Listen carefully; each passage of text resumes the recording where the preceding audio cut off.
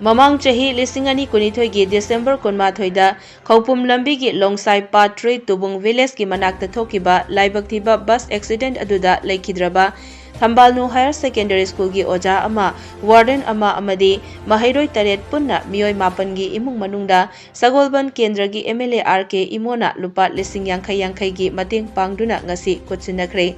Laibak thiba thokdok adu thokraba matung numit nini subada Sagolban Mandalgi office ta pangthokiba awaba phongdokpagi thauram amada MLA RK Imona mateng pangani haina laukthokiba adu thabak oina onthokpaga loinana ngasi nungthil BJP Sagolban Mandalgi member singna Yairipokta chatuna Yairipok top jingthada leiba Thambalnu Higher Secondary School gi campus ta pangthokiba achamba thauram amada mateng sing adu khutsinakibani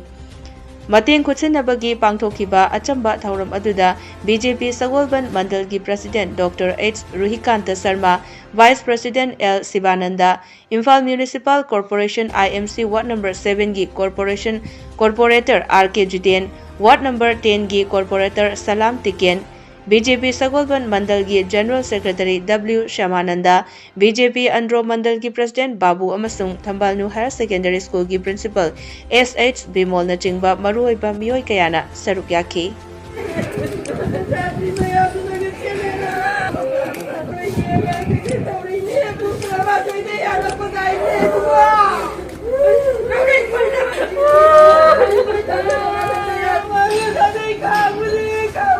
Sabah, how kita tahu isa sih masuk original waktu itu saya pelajari, masuk, loinya nak kalau saya tarik pergi, ini minggu ini pelajari.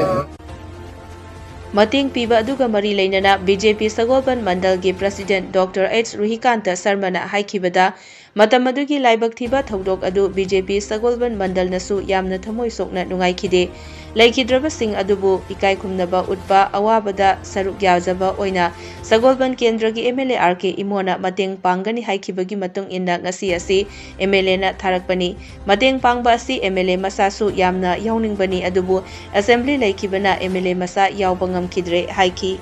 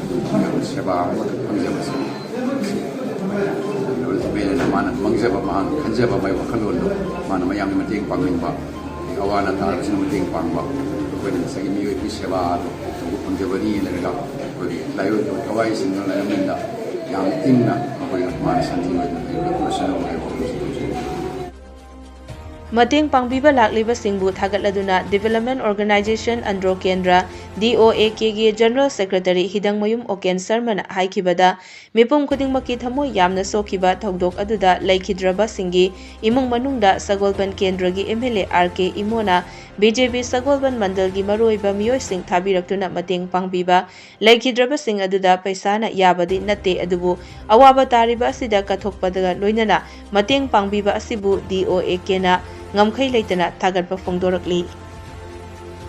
thamoi sungai oiba thodok aduda nusiraba isa taret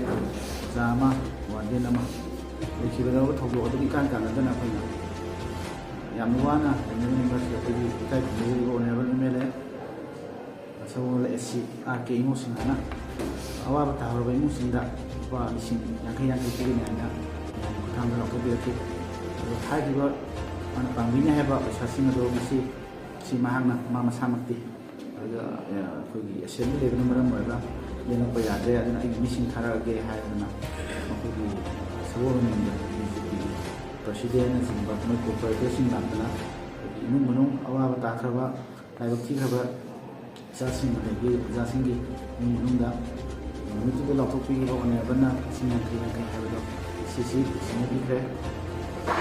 pesana tenoi bidinati ꯍꯜꯂꯛꯀꯗꯕꯗꯤ ꯅꯠꯇꯦ ꯑꯩꯈꯣꯏꯒꯤ ꯑꯋꯥꯕꯗꯣ ꯑꯗꯨ honourable MLAꯅ ꯊꯃꯣꯏ ꯆꯥꯎꯅ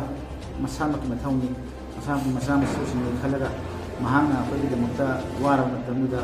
ꯂꯥꯎꯊꯣꯛꯄꯤꯈꯤꯕ ꯍꯧꯖꯤꯛ ꯇꯧꯔꯁꯨ ꯊꯋꯥꯏ ꯆꯥꯎꯊꯣꯛꯅꯕ ꯃꯍꯥꯛꯅ ꯍꯥꯏꯕꯤꯈꯤꯕꯗꯨꯒꯤꯗꯃꯛꯇ ꯑꯩꯈꯣꯏꯒꯤ ꯑꯟꯗ꯭ꯔꯣ ꯀꯦꯟꯗ꯭ꯔ ꯗꯤꯕꯦꯂꯞꯃꯦꯟ ꯑꯣꯔꯒꯅꯥꯏꯖꯦꯁꯟꯒꯤ ꯁꯥꯏꯠꯇꯒꯤ ꯃꯅꯤꯄꯨꯔ ꯁꯤꯟꯖꯔꯦ ꯍꯥꯏꯕ ꯋꯥꯐꯝꯁꯦ